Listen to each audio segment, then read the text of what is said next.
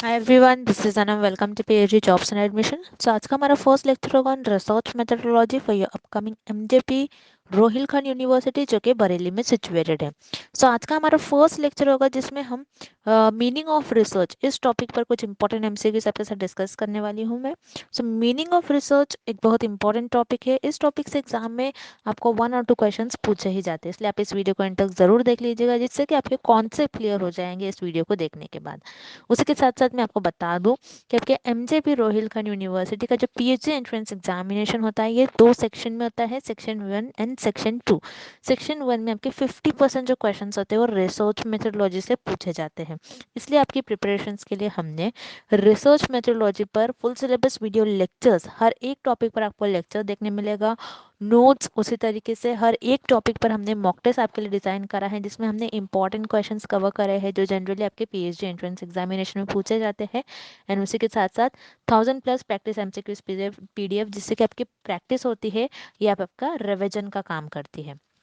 तो याद रखिएगा हमारे इस कोर्स को एक्सेस करने के लिए स्क्रीन पर जो आपको नंबर नजर आ रहा है उस पर आपको हमें व्हाट्सएप के थ्रू ही कांटेक्ट करना है, नॉर्मल गर्ल्स नंबर पर नहीं लगेगा. और आप हमारे ऐप के थ्रू भी स्टडी मटेरियल को एक्सेस कर सकते हो जिसमें आपको यहाँ पर आपके हमारे ऐप पर प्रोस्पेक्टस, सिलेबस, ये सारी डिटेल में इंफॉर्मेशन विद स्टडी मटेरियल आपको सारा कुछ मिल जाता है. सो ऐप को एक्सेस करने के लिंक मैंने आपके लिए डिस्क्रिप्शन बॉक्स में प्रोवाइड कर रखी है जिससे कि आप 1 क्लिक में ही सारे स्टडी मटेरियल को एक्सेस कर सकते हो. So that's it and let's begin with the video. हमने आपकी प्रिपरेशंस के लिए रिसर्च मेथोडोलॉजी का कंप्लीट कोर्स लॉन्च करा है जिसमें हम आपको full syllabus video lectures, notes, 10 full syllabus mock test, 1000+ practice MCQs PDF provide करेंगे in both language, Hindi as well as in English. So हमारे इस रिसर्च मेथोडोलॉजी के कोर्स को हमने हमारे एक्सपीरियंस की बेसिस पर और जो एक्चुअल पीएचडी एंट्रेंस एग्जामिनेशन में क्वेश्चंस पूछे जाते हैं वो सारे क्वेश्चंस, वो सारे इंपॉर्टेंट पॉइंट्स हमने हमारे इस रिसर्च मेथोडोलॉजी के कोर्स में और इस रिसर्च मेथोडोलॉजी के कंटेंट में कवर करा है.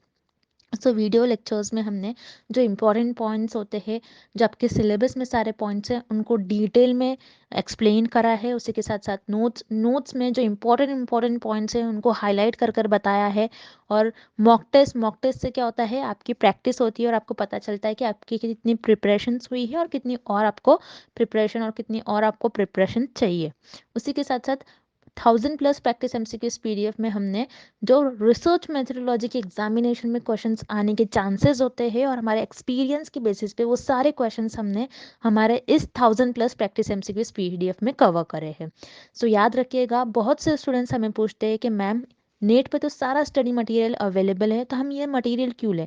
तो मैं आपको बता दूं, नेट पे बहुत सारा स्टडी मटेरियल अवेलेबल है, बहुत सारी इंफॉर्मेशन है, हर जगह से जाओगे हर वेबसाइट पर अलग अलग इंफॉर्मेशन है. लेकिन आपको ये नहीं पता होता है कि क्या इम्पोर्टेंट है, आपको क्या पढ़ना चाहिए, कौन से क्वेश्चंस आने के ज़्यादातर चांसेस होते हैं. सो हम आपको हमारे इस कोर्स में ये सारा डिटेल में बताएंगे और हमारा जो रिसर्च मेथोडोलॉजी का कंटेंट है ये काफ़ी प्रिसाइज है जिससे कि आप कम से कम स्टडी कर कर आपके बीबीएयू यूनिवर्सिटी के पीएचडी एंट्रेंस एग्जामिनेशन को क्रैक कर सकते हो. सो याद रखिएगा, हमारे इस कोर्स को परचेज करने के लिए आपको दिए गए स्क्रीन पे जो नंबर है उस पर हमें व्हाट्सएप के थ्रू ही आपको कांटेक्ट करना है. याद रखिए, नॉर्मल कॉल इस नंबर पर नहीं लगेगा. और आप हमारे ऐप को भी डाउनलोड कर सकते हो जो कि है ग्लोबल ऑनलाइन ऐप. आप इस ऐप को प्ले स्टोर से डायरेक्टली डाउनलोड कर सकते हो जो कि फ्रीली अवेलेबल है. और इस ऐप को डाउनलोड करने की लिंक भी मैंने डिस्क्रिप्शन बॉक्स में प्रोवाइड कर रखी है. आप डायरेक्टली वहां से हमारे ऐप को डाउनलोड कर सकते हो जिसमें कि आपको 1 क्लिक में ही सारा स्टडी मटेरियल देखने मिल जाएगा. So let's begin with the video. Best meaning of research is, इस क्वेश्चन में हमें रिसर्च की डेफिनेशन फाइंड आउट करनी है. जैसे कि हम रिसर्च मेथोडोलॉजी पढ़ रहे हैं सो हमें रिसर्च की डेफिनेशन क्या होती है ये पता होनी चाहिए. ओके, अब हम ऑप्शंस देखते हैं. पहले हम ऑप्शन सी देखेंगे, search for universal truths of life. So इसे हम कहते हैं स्पिरिचुअलिटी. अब स्पिरिचुअलिटी होता क्या है, जैसे ऐसे questions, where we will go after we die, why have we come to the world, हम इस दुनिया में क्यों आए हैं, उसे हम कहते हैं स्पिरिचुअलिटी. अब स्पिरिचुअलिटी रिसर्च नहीं होती है, दैट्स व्हाई यहाँ पर आपका ऑप्शन सी इनकरेक्ट हो जाएगा. देन आपको ऑप्शन बी गिवन है, arriving at generalisations based on observe data. इस स्टेटमेंट को हम कहते हैं डेटा एनालिसिस. तो डेटा एनालिसिस ये आपके रिसर्च प्रोसेस का एक पार्ट होता है। ओके, अब रिसर्च प्रोसेस क्या होता है, जिसमें आप फर्स्ट स्टेप में डेटा को कलेक्ट करते हो, देन उस डेटा को एनालाइज करते हो, ऑब्जर्व करते हो, और आपके ऑब्जर्वेशंस पर बेस्ड और आपके एनालिसिस पर बेस्ड आप कुछ कंक्लूजन देते हो। बट यहाँ पर आपको ऑप्शन बी जो गिवन है, this is a part of research process, ये रिसर्च की डेफिनेशन नहीं होगी। दैट्स वाई यहाँ पर आपको ऑप्शन बी भी इनकरेक्ट हो जाएगा। देन आपको ऑप्शन ए गिवन है, adoption of scientific method for creation and application of knowledge। तो यहाँ पर साइंटिफिक वर्ड बहुत इंपॉर्टेंट है कि आपकी जो रिसर्च होती है, आपको रिसर्च में साइंटिफिक मेथड्स यूज करने चाहिए, आपकी रिसर्च साइंटिफिक वे में आपको परफॉर्म करनी चाहिए। देन इसी सेंटेंस का नेक्स्ट पार्ट है creation and application of knowledge.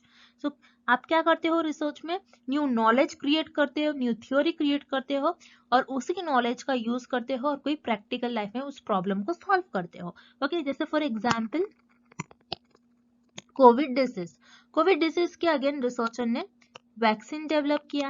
Okay, तो रिसर्चर ने क्या किया, कोविड डिजीज के अगेंस्ट न्यू नॉलेज पहले डेवलप करी होंगी, न्यू नॉलेज दिया होगा, न्यू थ्योरी डेवलप करी होंगी, उसी नॉलेज का यूज कर इस वैक्सीन को फॉर्म किया होगा, इस वैक्सीन को बनाया होगा।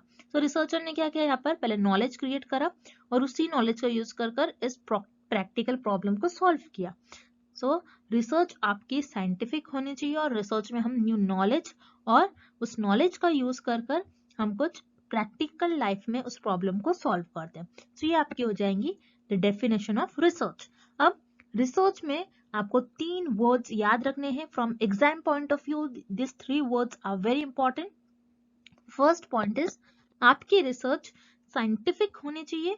देन सेकेंड, आपकी जो रिसर्च होती है वो सिस्टमैटिक होनी चाहिए, मीन्स आपको आपकी रिसर्च में कुछ स्टेप्स, कुछ प्रोसेस फॉलो करना होता है, आप रैंडमली कोई भी स्टेप को परफॉर्म नहीं कर सकते हो। तो आपकी रिसर्च सिस्टमैटिक होनी चाहिए। Then third is objective, means आपकी रिसर्च का एम क्या है, आप रिसर्च क्यों करना चाहते हो, गोल क्या है रिसर्च का।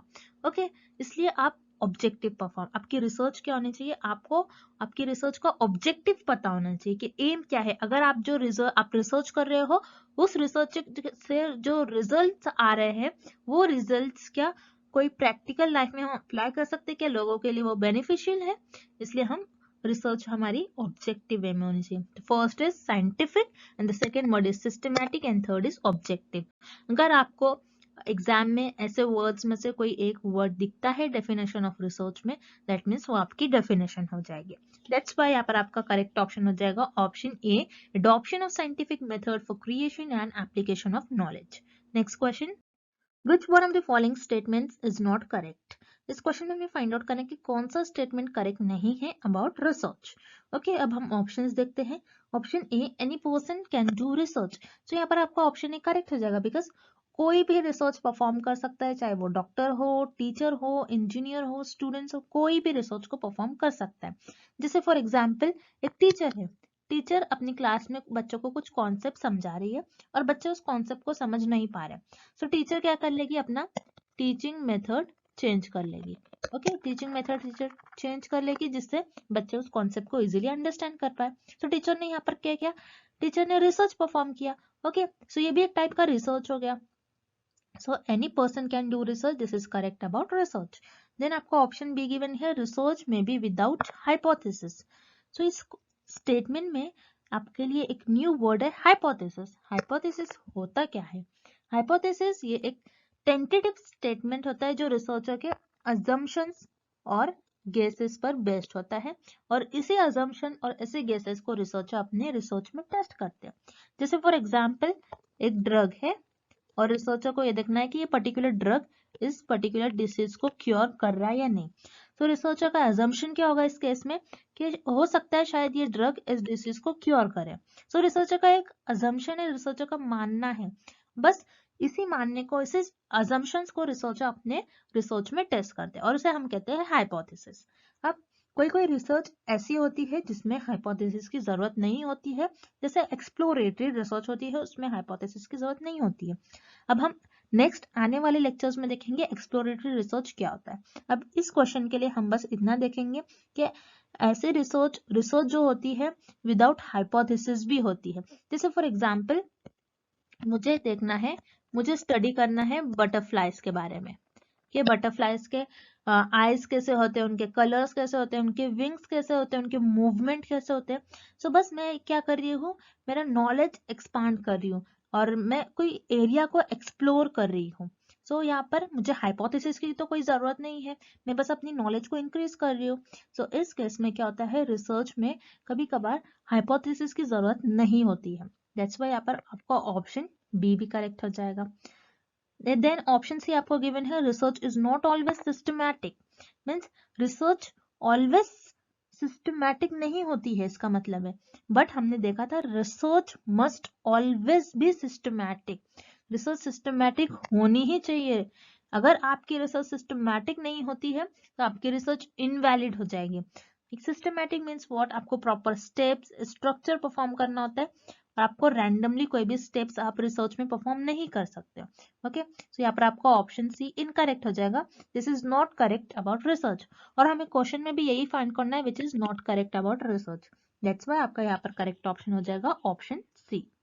Next question, research is related with, इस क्वेश्चन में हमें फाइंड आउट करना है कि कौन सा ऑप्शन कनेक्टेड है और लिंक्ड है विद रिसर्च। ओके, अब हम ऑप्शंस देखते हैं।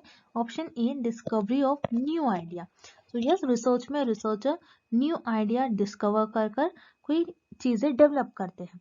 जैसे फॉर एग्जांपल कंप्यूटर्स है, computers, laptop, TV, mobile phones. तो ये सारे रिसर्चर ने क्या किया, अपने आइडियाज के थ्रू इन सारी चीजों को डेवलप किया। दैट्स वाई यहाँ पर आपका ऑप्शन ए करेक्ट हो जाएगा, research is related with discovery of new idea. Then आपको ऑप्शन बी गिवन है, solution of a problem. Yes, research में रिसर्च हमें हेल्प करता है कोई भी प्रॉब्लम का सोल्यूशन फाइंड आउट करने में। जैसे हमारे लिए एक बड़ी प्रॉब्लम थी जो कि है आपकी कोविड-19 डिसीज। कोविड-19 के अगेंस्ट रिसर्चर ने वैक्सीन डेवलप किया। ओके, सो ये एक प्रॉब्लम थी और उस प्रॉब्लम का रिसर्चर ने वैक्सीन डेवलप कर कर उस प्रॉब्लम का सोल्यूशन फाइंड आउट किया। सो रिसर्च में हम कोई भी प्रॉब्लम का सोल्यूशन फाइंड आउट करते हैं। दैट्स वाई आपका ऑप्शन बी भी करेक्ट हो जाएगा। देन ऑप्शन सी आपको गिवन है, investigation of a problem. Yes, यहाँ पर आपका ऑप्शन सी भी करेक्ट हो जाएगा, बिकॉज रिसर्च में हम कोई भी प्रॉब्लम को इन्वेस्टिगेट करते हैं, मीन्स उस प्रॉब्लम को एग्जामिन करते हैं, उस प्रॉब्लम को और डीप में जानते हैं। ओके, सो यहाँ पर आपका ऑप्शन सी भी करेक्ट हो जाएगा। So here correct option is option D, all the above, because आपका ऑप्शन ए, बी और सी तीनों भी ऑप्शन करेक्ट है। Moving on to the next question, what is the purpose of doing research. इस question में हमें find out करना है कि हम रिसर्च क्यों करते हैं, हमारा एम क्या होता है रिसर्च को परफॉर्म करने का। ओके, सो हम रिसर्च इसीलिए परफॉर्म करते हैं ताकि हम कोई प्रॉब्लम को आइडेंटिफाई कर सके। अब यहाँ पर आपका ऑप्शन ए करेक्ट हो जाएगा, टू आइडेंटिफाइंग द प्रॉब्लम। अब रिसर्च में प्रॉब्लम को आइडेंटिफाई कैसे करते हैं कि एग्जाम्पल के थ्रू हम समझते हैं। मान लीजिए कोई पर्सन है और वो पर्सन सिक है, वो पर्सन बीमार है, उस पर्सन को कोई डिसीज हुई है। तो ये डिसीज जो हुई इस पर्सन को, ये एक न्यू डिसीज है। सो रिसर्चर क्या करेंगे या फिर डॉक्टर क्या करेंगे, उस डिसीज को पहले आइडेंटिफाई करेंगे कि वो डिसीज है क्या। देन आपको ऑप्शन बी गिवन है, to find the solution. Yes, यहाँ पर आपका ऑप्शन बी भी करेक्ट है, क्योंकि रिसर्च इसीलिए की जाती है कि कोई प्रॉब्लम का सोल्यूशन फाइंड आउट कर सके। जैसे यहाँ पर आपने देखा एक पर्सन था और उस पर्सन को कोई डिसीज हुई है और वो डिसीज न्यू है, सो रिसर्चर उस डिसीज को पहले आइडेंटिफाई करेंगे। अब डिसीज को आइडेंटिफाई करने के बाद उसी डिसीज के अगेंस्ट रिसर्चर ड्रग डेवलप करेंगे और यू कैन से डॉक्टर्स उस डिसीज के अगेंस्ट ड्रग या फिर कुछ ट्रीटमेंट देंगे। सो यहाँ पर रिसर्चर ने और यू कैन से डॉक्टर्स ने क्या किया, इस प्रॉब्लम का सोल्यूशन फाइंड आउट किया। दैट्स वाई हमारे रिसर्च का एम और पर्पस यही होता है कि कोई प्रॉब्लम का सोल्यूशन फाइंड आउट करे और कोई प्रॉब्लम को आइडेंटिफाई करे। दैट्स वाई यहाँ पर आपका करेक्ट ऑप्शन हो जाएगा option C, both A and B are the purpose of doing research. अब हम नेक्स्ट क्वेश्चन देखते हैं, व्हाट इज रिसर्च। इस क्वेश्चन में हमें रिसर्च की डेफिनेशन फाइंड आउट करनी है। सो अब हम ऑप्शन ए देखते हैं, searching again and again. Searching again and again ये रिसर्च तो होता है, but this is not the proper definition of research. Because अगर मैं ऐसा बोल रही हूँ कि एक बुक है और उस बुक को मैं डेली रीड कर रही हूँ, सो वो रिसर्च तो नहीं कहलाएंगी, क्योंकि मैं बुक को तो डेली रीड करते जा रही हूँ लेकिन मैं कोई new theory, new concept, new ideas develop नहीं कर रही हूँ। दैट्स वाई यहाँ पर आपका ऑप्शन ए इनकरेक्ट हो जाएगा, ये आपका रिसर्च की डेफिनेशन नहीं होगी। देन ऑप्शन बी आपको गिवन है कलेक्शन ऑफ इंफॉर्मेशन।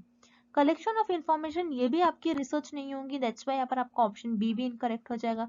बिकॉज अगर मैं ऐसा कर रही हूँ कि मैं इंटरनेट के थ्रू कुछ इंफॉर्मेशन ले रही हूँ और उस इंफॉर्मेशन को कलेक्ट कर रख रही हूँ, तो ये रिसर्च हो गई क्या? मैं कोई पीडीएफ उठा रही हूँ और उस पीडीएफ को अपने पास कलेक्ट करके रख रही हूँ, या फिर कोई इंफॉर्मेशन कोई सोर्सेस से कोई बुक लेकर आ रही हूँ मैं अपने पास रख रही हूँ। कोई इंफॉर्मेशन को अगर मैं कलेक्ट कर रही हूँ तो उसे हम रिसर्च नहीं कहते हैं। दैट्स वाई यहाँ पर आपका ऑप्शन बी इनकरेक्ट हो जाएगा। Then option C working in a scientific way to search for truth of any problem. So yes, यहाँ पर आपका option B correct, C correct हो जाएगा, क्योंकि देख रहे हो जैसे आप इस सेंटेंस में और इस डेफिनेशन में आपको एक वर्ड आ गया है साइंटिफिक। तो मैंने आपसे जैसा फर्स्ट क्वेश्चन में भी कहा था कि scientific word is very important, कि अगर आप आपकी डेफिनेशन में जब भी साइंटिफिक या फिर ऑब्जेक्टिव या फिर सिस्टमैटिक ये वर्ड्स देखते हो तो वो आपकी रिसर्च की डेफिनेशन हो जाएगी। सो हम रिसर्च को साइंटिफिक वे में परफॉर्म करते हैं, कोई भी प्रॉब्लम को फाइंड करने में, कोई भी प्रॉब्लम का सॉल्यूशंस फाइंड आउट करने में। सो दैट्स व्हाई यहाँ पर आपका ऑप्शन सी करेक्ट हो जाएगा। This is the definition of research, working in a scientific way to search for truth of any problem. Okay, next question, research refers to. इस question में हमें find out करना है कि हम किस ऑप्शंस पर रिसर्च परफॉर्म कर सकते हैं। सो यहाँ पर आपको ऑप्शन ए गिवन है रूटीन एक्टिविटी। रूटीन एक्टिविटी जो आप डेली परफॉर्म करते हो उसे हम कहते हैं रूटीन एक्टिविटी। जैसे आप डेली कॉलेज जा रहे हो, डेली स्कूल जा रहे हो, आप डेली बात ले रहे हो, आप डेली लंच कर रहे हो, आप डेली डिनर कर रहे हो। सो ये रूटीन एक्टिविटी हो गया। रूटीन एक्टिविटी पर आप रिसर्च परफॉर्म नहीं कर सकते हो। दैट्स वाई यहाँ पर आपका ऑप्शन ए इनकरेक्ट हो जाएगा। Then option B annual activity. Annual activity means what, आप जो ईयरली करते हो या फिर ईयर में एक बार करते हो उसे हम कहते हैं एनुअल एक्टिविटी। एनुअल एक्टिविटी पर भी आप रिसर्च परफॉर्म नहीं कर सकते। दैट्स व्हाई यहाँ पर आपका ऑप्शन बी भी इनकरेक्ट हो जाएगा। Then option C occasional activity. Occasional activity means आप जो समटाइम्स करते हो, कभी कभार आप, समटाइम्स और यू कैन से आप कभी कभार करते हो, उसे हम कहते हैं ओकेजनल एक्टिविटी। इस पर भी आप रिसर्च परफॉर्म नहीं कर सकते हो। दैट्स व्हाई यहाँ पर आपका ऑप्शन सी इनकरेक्ट हो जाएगा। Then option D fact finding activity.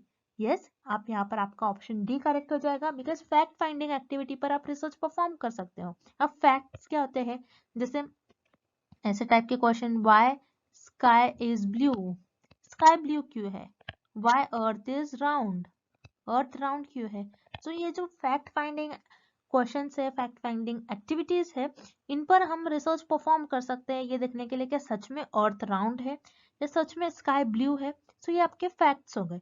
सो हम फैक्ट फाइंडिंग एक्टिविटीज पर रिसर्च परफॉर्म कर सकते हैं। दैट्स वाई यहाँ पर आपका करेक्ट ऑप्शन हो जाएगा ऑप्शन डी। नेक्स्ट क्वेश्चन देखते हैं अब हम, how would you define the research process. इस क्वेश्चन में हमें रिसर्च प्रोसेस की डेफिनेशन फाइंड आउट करनी है। सो अब हम ऑप्शंस देखते हैं। Option A a method of collecting research data. So statement को हम कहते हैं डेटा कलेक्शन। सो डेटा कलेक्शन ये आपके रिसर्च प्रोसेस में एक स्टेप होता है जहां पर आप डेटा को कलेक्ट करते हो। सो ये आपकी रिसर्च प्रोसेस की डेफिनेशन नहीं होगी, this is the part of research process. That's why यहाँ पर आपका ऑप्शन ए इनकरेक्ट हो जाएगा। देन हम ऑप्शन सी देखेंगे, a method of presenting research results.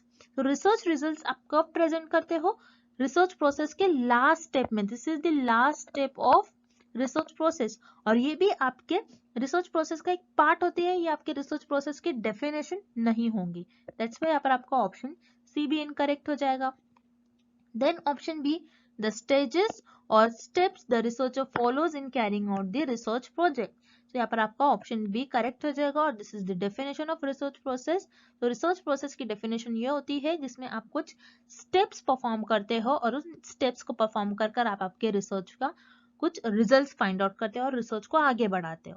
So this is the correct definition of research process. अब रिसर्च प्रोसेस के कुछ स्टेप्स ऐसे होते हैं कि फर्स्ट स्टेप में आप प्रॉब्लम को डिफाइन करते हो, देन नेक्स्ट स्टेप में आप डेटा कलेक्ट करते हो, देन उस डेटा को एनालाइज करते हो, एनालाइज करने के बाद उस डेटा पर कंक्लूजन्स निकालते हो और कंक्लूजन से रिजल्ट्स निकालते हो। तो हम रिसर्च प्रोसेस की करेक्ट डेफिनेशन बोलेंगे इन सारे स्टेप्स को, जहाँ पे हम स्टेप्स परफॉर्म कर कर कुछ रिजल्ट फाइंड आउट करते हैं हमारी रिसर्च के, ना कि कोई एक पर्टिकुलर स्टेजेस को हम रिसर्च प्रोसेस कहेंगे। ओके, दैट्स व्हाई यहाँ पर आपका करेक्ट ऑप्शन हो जाएगा ऑप्शन बी, द स्टेजेस और the steps the researcher follows in carrying out research project. Next, what is a pilot study? इस क्वेश्चन में हमें फाइंड आउट करना है कि पायलट स्टडी होती क्या है। सो पायलट स्टडी में पायलट्स एंड एयरप्लेन्स इन्वॉल्व नहीं होते हैं, दैट्स व्हाई यहाँ पर आपका ऑप्शन बी और सी इनकरेक्ट हो जाएगा। Then here option A, a small scale preliminary study.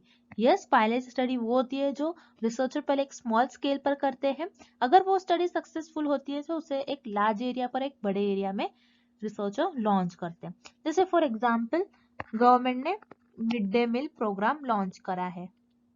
So mid day meal program क्या होता है कि कोई स्मॉल डिस्ट्रिक्ट में गवर्नमेंट कुछ स्कूल्स में बच्चों को खाना प्रोवाइड करते हैं, ये देखने के लिए कि बच्चे स्कूल में आ रहे या फिर नहीं, कि उनका एनरोलमेंट बढ़ रहा है नहीं। सो यहाँ पर गवर्नमेंट ने मिड डे मील प्रोग्राम किया है। सो गवर्नमेंट ने मिड डे मील प्रोग्राम किया तो एक स्मॉल डिस्ट्रिक्ट में ही पहले government mid day meal program launch करेंगे, ये देखने के लिए कि बच्चों का एनरोलमेंट बढ़ रहा है या फिर नहीं। अगर बच्चों का एनरोलमेंट बढ़ रहा है, अगर ये प्रोग्राम सक्सेसफुल होता है, सो गवर्नमेंट क्या करेंगे, इसी प्रोग्राम को हर एक सिटी में लॉन्च करेंगे। सो इसे हम कहते हैं पायलट स्टडी। तो यहाँ पर आपका करेक्ट ऑप्शन हो जाएगा option A, a small scale preliminary study. Okay, next, which of the following options are the main task of research? इस क्वेश्चन में हमें फाइंड आउट करना है कि रिसर्च के मेन टास्क क्या होते हैं। सो अब हम ऑप्शन देखते हैं। Option A, to learn new things. तो यहाँ पर आपका ऑप्शन ए करेक्ट हो जाएगा, बिकॉज रिसर्च का एम ही होता है कि हम कुछ new theory, new concept, new ideas को डेवलप करें। सो उसके थ्रू हम कुछ ना कुछ न्यू नॉलेज सीखते रहते हैं। सो यहाँ पर आपका ऑप्शन ए करेक्ट हो जाएगा। Then option B, research gives you the latest information. So यहाँ पर आपका ऑप्शन बी भी करेक्ट हो जाएगा, बिकॉज जैसा हम देखते हैं कंप्यूटर्स में न्यू न्यू लैंग्वेजेस आते हैं, मोबाइल्स में कुछ प्रोग्राम्स आते हैं, कुछ एप्स आते हैं। तो जब भी कोई न्यू थिंग्स डेवलप होती है, सो उसके थ्रू रिसर्च या फिर हम लोग कुछ ना कुछ न्यू इंफॉर्मेशन, लेटेस्ट इंफॉर्मेशन सीखते रहते हैं। So research give us the latest information, ये भी करेक्ट हो जाएगा। Then option C, research helps with solving the problem. तो यहाँ पर आपका ऑप्शन सी भी करेक्ट हो जाएगा, बिकॉज रिसर्च में हम कोई प्रॉब्लम को सॉल्व ही करते हैं। जैसे फॉर एग्जांपल कोई डिसीज है, कोई पर्टिकुलर डिसीज है, कोई न्यू डिसीज है, उस डिसीज के अगेंस्ट रिसर्चर को ड्रग फॉर्म अप करना रहता है, या फिर you can say vaccine form करना रहता है। This is nothing but problem. So research का मेन टास्क यही होता है कि कोई प्रॉब्लम को सॉल्व करे। तो यहाँ पर आपका तीनों भी ऑप्शंस करेक्ट हो जाएंगे, बिकॉज रिसर्च का मेन टास्क होता है कि कुछ ना कुछ न्यू थिंग हम सीखते रहते हैं, कुछ लेटेस्ट इन्फॉर्मेशन हम गेन करते रहते हैं और कोई प्रॉब्लम को सॉल्व करते हैं। दैट्स व्हाई यहाँ पर आपका करेक्ट ऑप्शन हो जाएगा option D, all the above. Moving on to the next question, how to जज the depth of any research? इस क्वेश्चन में हमें फाइंड आउट करना है हम किसी भी रिसर्च की इंपॉर्टेंस, किसी भी रिसर्च की डेप्थ को कैसे जज कर सकते हैं। सो यहाँ पर आपको ऑप्शन ए गिवन है, बाय रिसर्च टाइटल। क्या हम किसी भी रिसर्च की टाइटल से उस रिसर्च को जज कर सकते हैं? नहीं, बिकॉज जैसे फॉर एग्जाम्पल मेरे पास एक टाइटल है, स्टडी ऑन वायरसेस। तो इस टाइटल से क्या मैं उस रिसर्च को जज कर सकती हूँ कि वो रिसर्च अच्छी है या फिर नहीं है? No, it's not possible. क्या हम सिर्फ टाइटल को ही देख के किसी भी रिसर्च को जज नहीं कर सकते हैं। देन यहाँ पर आपका ऑप्शन बी गिवन है, बाय रिसर्च ड्यूरेशन। मीन्स उस पर्टिकुलर रिसर्च को कितना टाइम लगा है। किसी रिसर्च को कंप्लीट होने में 2 वीक्स लगते हैं, किसी रिसर्च को कंप्लीट होने में 2 इयर्स लगते हैं, 1 ईयर लगता है, 6 मंथ लगता है। सो हम किसी भी रिसर्च की डेप्थ को उसके ड्यूरेशन के अकॉर्डिंग जज नहीं कर सकते। दैट्स व्हाई यहाँ पर आपका ऑप्शन बी भी इनकरेक्ट हो जाएगा। देन हम ऑप्शन डी देखते हैं, by total expenditure on research. यहाँ पर आपका ऑप्शन डी भी इनकरेक्ट हो जाएगा, बिकॉज हम किसी भी रिसर्च के डेप्थ को इसलिए नहीं जज कर सकते कि उसमें कितना पैसा खर्च हो गया है, उसमें कितना मनी स्पेंड है। अगर कोई रिसर्च में ज्यादा मनी स्पेंड है, दैट मीन्स वो रिसर्च अच्छी है, ऐसा हम नहीं कह सकते हैं। दैट्स व्हाई यहाँ पर आपको ऑप्शन डी भी इनकरेक्ट हो जाएगा। Then option C, by research objectives. तो यहाँ पर आपका ऑप्शन सी करेक्ट हो जाएगा, बिकॉज हम किसी भी रिसर्च के डेप्थ को जज कर सकते हैं बाय इट्स ऑब्जेक्टिव, के उस रिसर्च का गोल क्या है, उस रिसर्च का गोल क्या है, उस रिसर्च का एम क्या है, वो रिसर्च क्यों की गई है, क्या उस रिसर्च के करने के बाद उस रिसर्च के जो रिजल्ट आ रहे हैं वो सोसाइटी के लिए बेनिफिशियल है या नहीं। तो इससे हम रिसर्च की डेप्थ को जज कर सकते हैं। दैट्स वाई यहाँ पर आपको ऑप्शन सी करेक्ट हो जाएगा, bye research objectives. So student, this is all about the meaning of research. I hope the definition of or the meaning of research is clear to everyone, and thank you for watching this video.